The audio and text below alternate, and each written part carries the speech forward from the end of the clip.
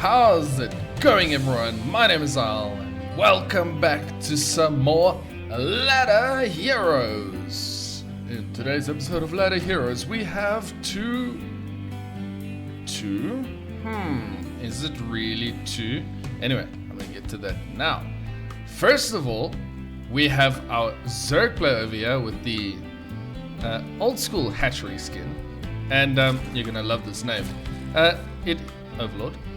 It's Joe Biden. Yep, it's Joe Biden. Okay, thought he was an old man, not very dexterous. Well, you're wrong. Okay, so I was lucky enough to get this replay from Joe Biden. But anyway, I'll talk more about that. On the other side, we have a blue Terran player, or should I say, players, because this is in fact an Archon game. So we have the Pro and Metalisk playing together as Terran against Joe Biden. I'm gonna struggle to say that name. So this is actually very exciting stuff. And this, if you're on the ladder and you're like thinking you're doing well, you know, because I felt that, you know, I'm doing okay sometimes. This might make you feel a little bit worse. This is some seriously high level StarCraft. Now I was very lucky to when was it? Monday stream? Joe Biden popped into my stream and said, "Hey, I've got this replay for you. Let's play a game of rank roulette, and you tell me what level you think this is." So he shared a replay with me. He shared a bunch of replays actually. So thank you for that. Much appreciated. And yeah, it is very high level. So this is technically not a ladder game, but doesn't matter. Ladder Heroes is for everyone. Yeah, so anyway, I was filled in to the fact that Joe Biden is actually at Grandmaster level MMR, 5.3k or so. Whereas our Terran players, the Pro and Metalisk, they are Master levels. I think it was Masters 2 and Masters 3 respectively. So this could be a very fun one. Now, if you don't know what Archon is, Archon mode is, maybe you haven't played StarCraft in a while, maybe you've never tried the mode. Essentially what it is you have two players controlling a single, you know, race. So, one player, for instance, can focus on the macro, the base building, doing all of that stuff. While the other one can focus on, and I'm going to show you right here, for this, for instance, can focus on controlling army units or whatever. It's very much you choose how to split. So if you look at the selection ring here, normally when you see players playing with Reapers, they're deselecting it. If you notice the blue ring, this player is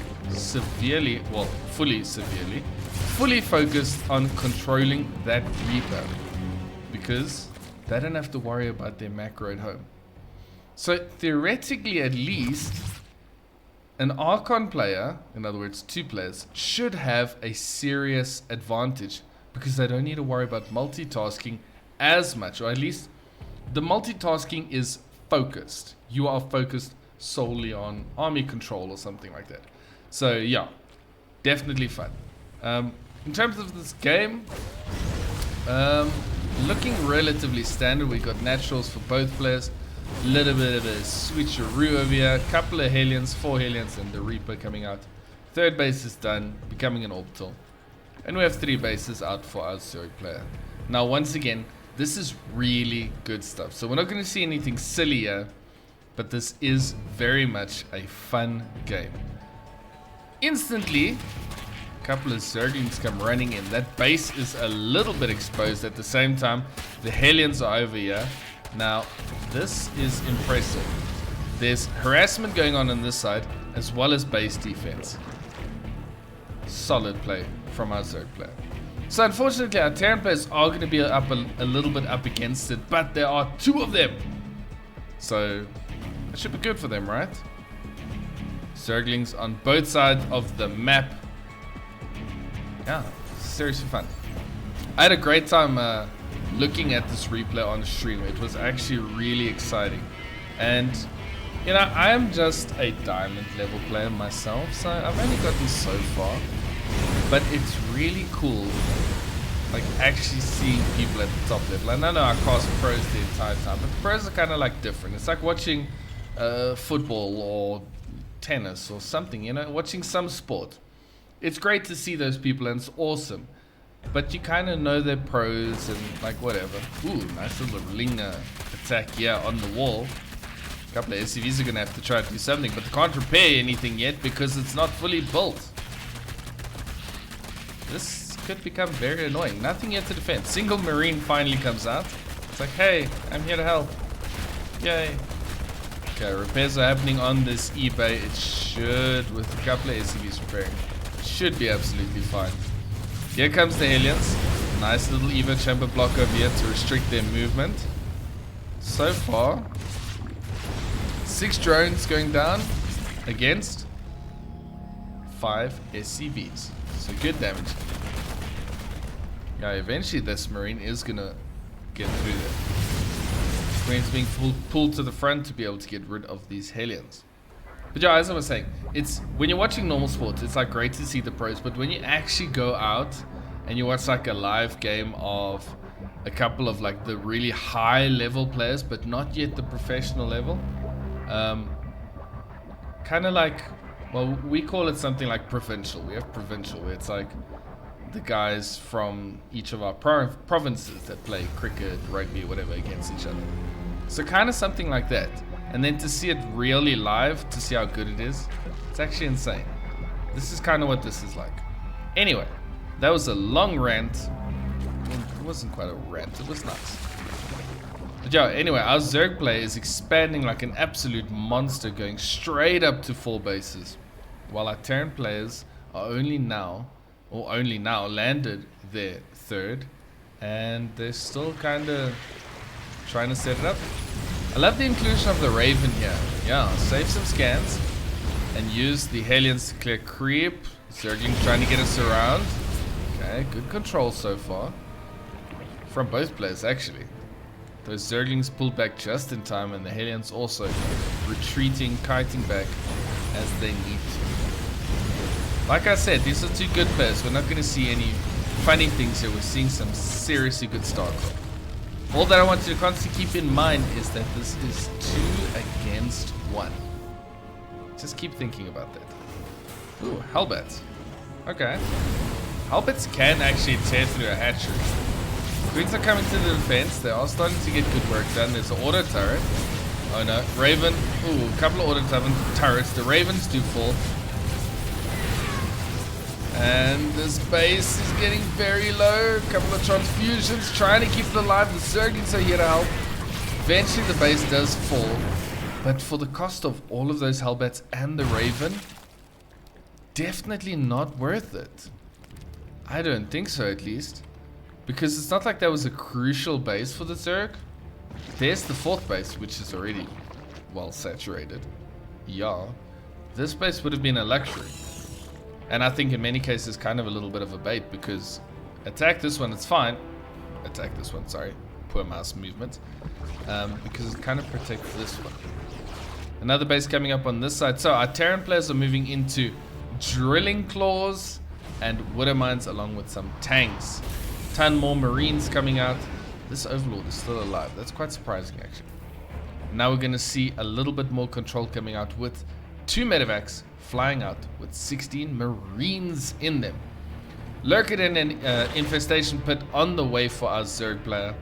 So they're going to go into Hydra, Lurker, Ling. Yeah, to counter this. Very good unit call. Okay, here they land. Good reaction time. We see the army moving. There it comes. Zergling's trying to get something done. Here comes the Banes. You got to be careful with the pickup. Okay, luckily our Terran players are awake. They get out with only losing 3. Same time, I think the Raven popped. No, what was that? I don't know. I keep seeing flashy things. Okay, those Marines are flying around trying to hunt stuff down. Okay, where did those medevacs? Oh, there they are. Bunker inside a bunch of supply depots. A little bit defensive, That Overlord finally gets picked off. That Overlord was alive for way longer than it should have been. Lots of Widow Mines, lots of tanks. Good unit combination here. Combination. Well, what is the word? Why can't I think of the word? Combination. That is not the right word. My brain has stopped. Alright, well, I completely forgot about the word. What is it? Composition. Composition. Okay, Marines are dropping here again. Here comes the Banes. And they're just gonna plow straight through everything. Are they gonna get some workers? Oh, juicy. Very juicy. Hydras did deal with the medevac over here. Oh, that was a good trade. Suddenly that's 13 SCVs lost. Good amount of drones going down as well. Our Terran players are doing good work, but this is a big army. Lots of extra banelings coming in. Yeah, this is good. This is going to be very tough. Oh, good control there. Not taking huge splash damage from that Widow Mine. Gotta be careful now with those medevacs. The Hydras are out. A couple of Lurkers are morphing at the same time. Yeah, Lurkers pretty strong. Hive is on the way. We're probably soon gonna see. Oh no! No! Oh, that's tragic. Those two medevacs flying straight over the Hydra army. That is a massive loss in supply. That's actually really bad. And now the army is a lot smaller than it actually should be. This planetary could be in a lot of trouble. Baneling's hitting into it. Lurkers coming around for a flank. Getting some damage done. Actually not insane. Hydra's putting in their fair share of work over here. Widow Mine hits off on the Lurker. That's not something to see every day. I don't want to overcommit, but this is a decent amount of damage here by our Zerg player. Terran player is still scrambling. They're a little bit stuck on 3 bases. While we've got a 6-base Zerg player. That's really not a situation. I mean, this base isn't mining yet. But that's not a situation you want to be in. Adrenal glands +3, as well as Lurker upgrades busy on the way. Upgrades so far for both players. 2-2, with a couple of extra upgrades on the way. Ghost Academy has been popped on. I think that's a little bit late. That being said, okay, all the Lurkers were taken care of. So this is just a Hydra Ling Bane army once again. Here we go. Now it is repeat. Ooh, okay, good pullback. Oh, there's 2 Lurkers still. Okay, so trying to find a little bit of a gap here to be able to take this Terran opponent. Creep spread's looking good. This is it's a pretty solid game. Once again, I do say this is a Grandmaster level player. So, you know, we're seeing some good StarCraft here. Finally, we see a bunch of Marauders. I think Marauders are really good, just to tank a little bit of those Baneling hits. But yeah, our Terran players definitely need a 4th base because they're gonna start running low. The main is almost mined out. The natural is mining out. They're relying quite heavily on the 3rd. This base is not gonna happen. Zerg attacked from so many sides. Banelings crashing into everything. Hydra's plowing through the rest. The Lurkers walking all the way forward. Brilliant hits there from the Banelings. And I believe that this is probably going to be it. A decisive attack. Yep, the pro has left the game. And it seems like Metalisk is trying a little bit. But there he goes. And hey, there you go. Joe Biden wins. GG. Very interesting game. I hope you liked this. This was something a little bit different, seeing the Archon match. But yeah, 2 players versus 1. Guess what? The Grandmaster player comes out on top.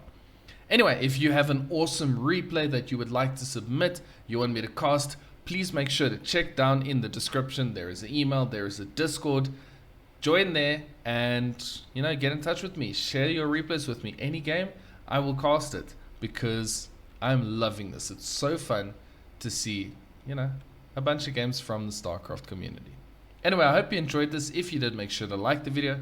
Subscribe if you want to see more StarCraft 2 content. Thank you so much for watching, and I will see you in the next one.